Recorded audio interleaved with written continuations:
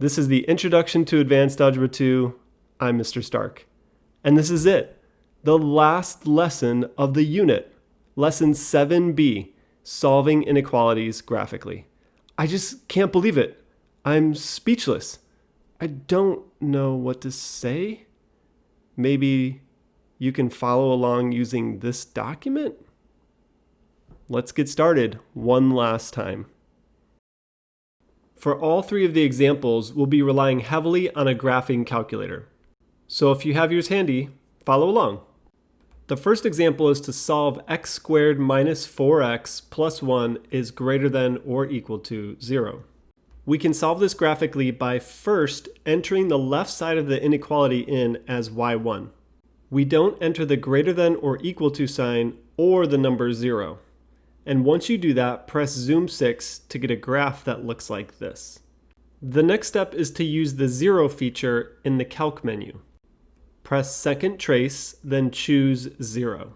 Follow the on-screen directions to locate the leftmost 0. That 0, rounded to 3 decimal places, is 0.268. Then repeat that process for the rightmost 0.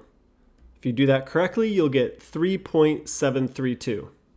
Now we know that x squared minus 4x plus 1 is equal to 0 at 0.268 and 3.732.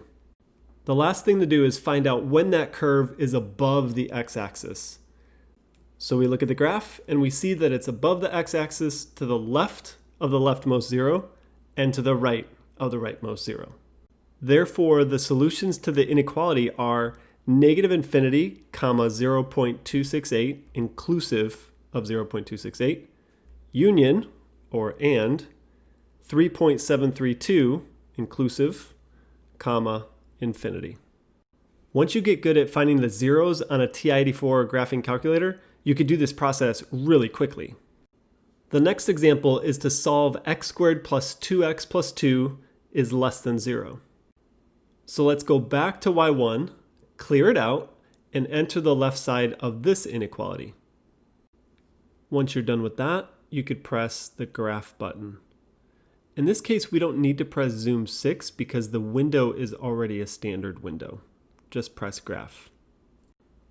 Notice that the entire graph is above the x-axis. That means there are no solutions to this inequality because it's asking us to find out when the expression x squared plus 2x plus 2 is less than 0. That means we're looking for where the graph is less than 0 or beneath the x-axis, and that never happens. So for this particular inequality, there are no solutions. Wow, that was super quick. Now let's talk about projectile motion. This is good stuff. This might be your first experience with it in math class, so let me just say that projectile motion is all about the motion of an object that's being launched. The projectile can be launched straight up or on a diagonal. It can be launched quickly or slowly, and from the ground or somewhere higher than the ground. The position of a projectile launched on Earth can be modeled by this equation. S equals negative 16t squared plus v sub 0 times t plus s sub 0. S represents the position or height of the object, but S stands for spatium, which means distance in Latin. The expression negative 16t squared is the effect of gravity on the object. T stands for time. V sub 0 is the velocity at which the object was launched. And S sub 0 is the original position of the object. In other words, the position at time 0. Now that we know a little about the equation, let's try to use it to model this example. A toy rocket is launched straight up from ground level with an initial velocity of 288 feet per second. When will the rocket's height be at least 1,152 feet? Since the toy rocket is launched from ground level, S sub 0 is equal to 0. We're also told that the initial velocity is 288 feet per second, so V sub 0 equals 288. Therefore, the position function for this situation is s equals negative 16t squared plus 288t plus 0. Now let's write an inequality that includes the 1152. And since we're trying to find out when the rocket's height is at least 1152 feet, we'll set up the inequality like this. Negative 16t squared plus 288t is greater than or equal to 1152. We can subtract the 1152 and solve this inequality like the first example using zeros, but it's actually easier to use the intersect feature. So that's what we'll use. We'll let y1 equal the left side of the inequality and y2 equal the right side of the inequality. So let's enter those now. Clear y1 and enter the left side of the inequality using x's. So negative 16x squared plus 288x. Then for y2, just enter 1152. Since we have some big numbers here, we need to change the window so we can actually see the graph. Press Window and change the x max to 20. Then change the y max to 1300. It's always good to go a little more than the tallest number. And change the y scale to 100 so there aren't so many tick marks. Then press Graph. You should see something like this.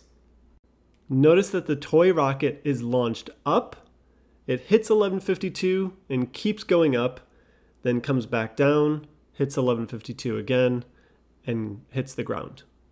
The reason why you see a parabola instead of a straight line going up then coming down is because the height is modeled over time. Let's use the intersect feature to find the times at which the toy rocket has a height of 1152. To do that, press Second Trace, choose Intersect, and then follow the directions.